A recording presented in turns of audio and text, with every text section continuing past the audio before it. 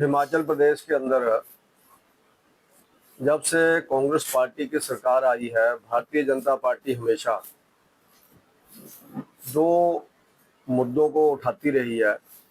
एक तो प्रदेश के अंदर बिगड़ती हुई कानून व्यवस्था और उसके साथ साथ हिमाचल प्रदेश के अंदर फैला हुआ सरकार के सेक्रेटरी तक भ्रष्टाचार। लेकिन जब जब भी भारतीय जनता पार्टी ने जो मामला उठाया मित्र मंडली का और भ्रष्टाचार का, तो कांग्रेस ने हमेशा उसको नकारा और राजनीतिक प्रतिद्वंदियों के द्वारा कही हुई बात कह करके उसको नकार दिया। हमने समय समय के ऊपर वो चाहे पेखूबेला में 32 मेगावाट पावर प्रोजेक्ट के अंदर हुआ भ्रष्टाचार का मामला हो, हिमाचल प्रदेश के अंदर अलग अलग ऑफिस के अंदर नई नई रिवायतें कमीशन खोरी की हो, या फिर अभी पिछले विधानसभा के बजट सेशन में चेस्टर हिल सोलन के अंदर जो बड़े लेवल पर जमीन का घोटाला हुआ उसका मामला हो, या इसके साथ साथ ट्रांसफर माफिया के द्वारा बदलियों में पैसे लेने का मामला हो, या हिमाचल प्रदेश के अंदर पीडब्ल्यूडी, जल शक्ति विभाग और अन्य डिपार्टमेंट्स के अंदर जितने भी कॉन्ट्रैक्टर काम करते हैं कंस्ट्रक्शन का, उनके बिल रोक करके उनसे कमीशन लेकर के उनके बिल क्लियर करने का मामला हो ट्रेजरी के अंदर, या इसके साथ साथ अन्य जितने भी हिमाचल प्रदेश के अंदर काम चले हैं उनमें भ्रष्टाचार का मामला हो। भारतीय जनता पार्टी ने समय समय पर बजट सेशन के अंदर, अन्य जितने भी सेशन विधानसभा के हुए उनके अंदर उन सबको उठाया। लेकिन कांग्रेस पार्टी ने उन सब बातों को राजनीतिक बयानबाजी बोलते हुए नकार दिया। लेकिन समय समय पर ध्यान में आया कि कांग्रेस के अंदर से ही उन बातों की आवाज उठी जो हम लोग बोलते थे। आवाज उठने के बाद आज परिस्थितियां जहां तक पहुंच गई हैं कि हिमाचल प्रदेश के अंदर पूर्व में रहे हुए चीफ सेक्रेटरी, पूर्व में रहे हुए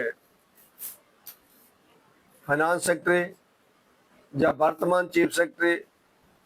एक दूसरे के ऊपर बयानबाजियां कर रहे हैं कि चेस्टर हिल के अंदर बहुत बड़ा घपला हुआ।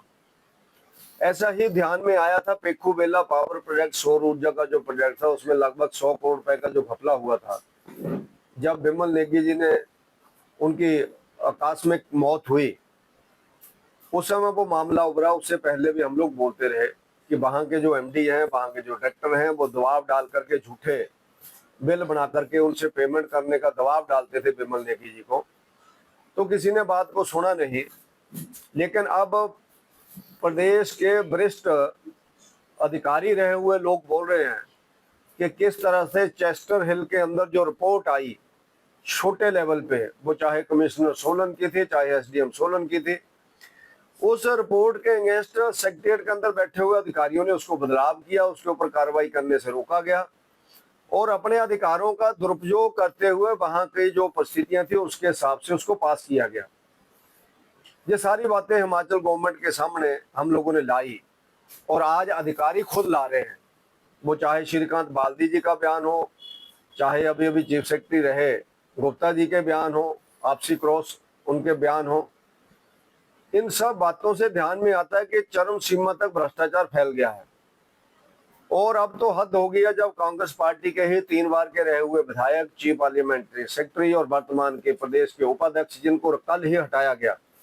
नीरज भारती जी ने बयान दिया है कि अटैची भर करके दिल्ली में नोटों के जा रहे हैं। कुछ नोट अटैची सेक्रेटरीट के अंदर ही रुक जाते हैं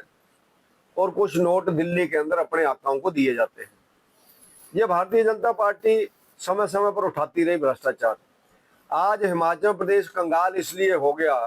क्योंकि हिमाचल की जो संपत्ति है उसको टैचियों में भर करके दिल्ली अपने आकाओं को खुश करने को ले जाया जा रहा है, कुर्सियां बचाने को लगा भेजा जा रहा है। वहीं पर हिमाचल प्रदेश के अंदर एक मित्र मंडली उसमें अकूत भ्रष्टाचार के अंदर डूबी हुई है, जिसके कारण कर्मचारियों की न समय पर तनख्वाह मिलने की उम्मीद है, न कर्मचारियों की समय पर पेंशन मिलने की उम्मीद है, न गरीब लोगों के वृद्ध, अपंग, विधवा इनकी पेंशन मिलने की उम्मीद रहती है। सहारा योजना बंद हो गई, हिम केयर योजना बंद हो गई, बच्चों के वजीफे बंद हो गए, बच्चों को लैपटॉप मिलते थे टॉपर्स को वो बंद हो गए, बच्चों की स्कूल की वर्दियां बंद हो गई उसका कारण एक ही है कि हिमाचल प्रदेश भ्रष्टाचार की एक बिल्कुल अगर आग में जल रहा है। मंत्री भी बोल रहे हैं, पूर्व के लोग भी बोल रहे हैं, और पूर्व की प्रदेश अध्यक्षा प्रतिभा सिंह जी ने भी कहा है कि नीरज भारती की बात को सुना जाना चाहिए, कार्यकर्ताओं की बात नहीं मानी जा रही है। आज विक्रमादित्य सिंह का भी बयान है कि उनसे बात करेंगे, जो उन्होंने मुद्दा उठाया है। उन्होंने ये नहीं कहा उन्होंने मुद्दा गलत उठाया, उन्होंने कहा उन्होंने मुद्दा जो उठाया उसकी बात करेंगे। इसका मतलब वो भी अंदर से सहमत है कि जो नीरज भारती ने बोला वो बिल्कुल सही है। तो इस तरह से भ्रष्टाचार के कारण आज हिमाचल कंगाली के दौर में से गुजर रहा है, और उसके साथ साथ अफरा तफरी का माहौल है हिमाचल प्रदेश के अंदर। अगर आप लोग देखेंगे, अनेकों ऐसे काम हिमाचल के अंदर हो रहे हैं जिसमें अगर आप लोग देखेंगे कानून व्यवस्था पूरी तरह से चरमरा गई है। फरोतियों का दौर चल रहा है, लोगों से जबरदस्ती पैसा ऐंठा जा रहा है, और हिमाचल प्रदेश के अंदर एक ऐसा माफिया खड़ा हो गया है। डिपार्टमेंट्स के अंदर ऐसे कुछ अधिकारी खड़े हो गए हैं जो लोगों के फाइल बना करके उसको ठीक नहीं करते हैं, उसको पास नहीं करते हैं जब तक उसमें पैसे का लेन देन नहीं हो जाता है। वो चाहे नगर परिषदें हों, नगर पालिकाएं हों, वो चाहे सरकार के डिपार्टमेंट्स हों। तो उसके कारण भ्रष्टाचार का एक नया रूप जो मैं बता रहा हूं, और वहीं पर कानून व्यवस्था का जो नया रूप है हिमाचल प्रदेश के अंदर, कानून व्यवस्था पूरी तरह से चरमरा गई है। और इस सरकार की नालायकियों के कारण आज बॉर्डर एरिया के ऊपर हमारे लोगों के साथ पंजाब के जो हमारे सूबे के भाई हैं उनमें एक अफरा तफरी का माहौल फैला हुआ है, क्योंकि टोल टैक्स बैरियर इतना बढ़ा दिया गया कि अपनी रिश्तेदारियों में जाना लोगों को मुश्किल हो गया। और हिमाचल के 33 टोल टैक्स बैरियर में से 15 ऊना जिला में है और 6 ऊना विधानसभा क्षेत्र के अंदर। तो इन सब को मुख्यमंत्री जी को हमने बताया, हमने विधानसभा के अंदर बजट सेशन में 2 दिन धरना दिया, हमने प्ले कार्ड्स लेकर के, तख्तियां लेकर के वहां पर इस टोल टैक्स बैरियर के ऊपर बढ़े हुए पैसे का विरोध किया, लेकिन मुख्यमंत्री जी ने उसमें कोई एक्शन नहीं लिया। और आज परिस्थितियां ऐसी हो गई हैं कि पड़ोसी राज्यों को भी लगता है कि अगर हिमाचल इतना टैक्स लगा रहा है तो हम क्यों ना इनके ऊपर टैक्स लगाएं। तो जो हमारा भाईचारा वो उससे खराब हो रहा है। तो इस टोल टैक्स को कम करना चाहिए, मैं तो कहता हूँ इसको हटाना चाहिए। आधा आधा घंटा महतपुर के अंदर लोग गाड़ियों में, धूप के अंदर, गर्मी के अंदर, अपनी कारों में, अपने ट्रकों में, अपनी बसों में बच्चे तड़पते हैं, लेकिन 15-15 मिनट पर्ची कटाने के अंदर लग जाता है।